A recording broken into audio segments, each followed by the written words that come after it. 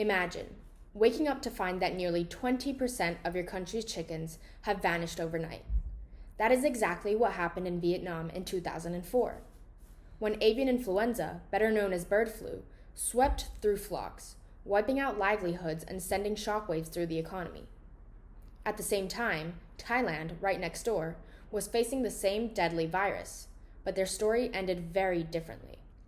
Avian influenza, specifically H5N1, is not just an animal disease. It has a human fatality rate of over 50%, and its outbreaks devastate economies. In Southeast Asia, billions of dollars were lost, trade collapsed, and millions of birds were culled.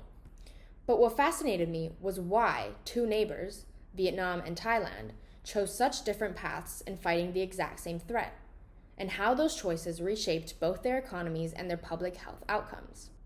My research argues that the divergence wasn't simply about science or health policy. It was about structure and strategy. Vietnam chose mass vaccination to protect its rural farmers and domestic food supply.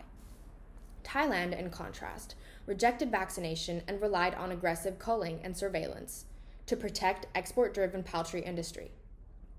Each approach reflected deeper national priorities, and those priorities shaped whether the virus lingered for years or was stamped out quickly. Take Vietnam, dominated by smallholder farms scattered across rural villages. Vaccination was feasible here because protecting family flocks meant protecting food security. But vaccines had limits. Birds could be infected without showing symptoms, masking outbreaks and allowing the virus to persist. Vietnam successfully reduced visible outbreaks, but sporadic human cases continued for a decade. Now compare Thailand. Poultry there was highly industrialized, with big commercial farms supplying international markets. Thailand could not afford to lose trade credibility, so they avoided vaccines entirely and instead launched what they called an X-ray survey, literally a nationwide door-to-door inspection campaign. Infected flocks were culled within hours.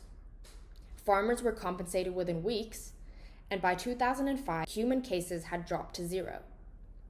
Exports, which had crashed by more than 60%, rebounded quickly once Thailand regained their disease-free status. The key lesson? Outbreak responses are not one-size-fits-all. Vietnam's approach prioritized protecting smallholders at home, but accepted ongoing virus circulation. Thailand chose economic disruption up front to protect its global poultry trade, and in doing so, achieved faster elimination.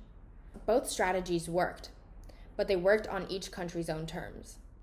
So why does this matter today? Because H5N1 has not gone away. In fact, it's spreading in new clades across Asia, Africa, and even the United States.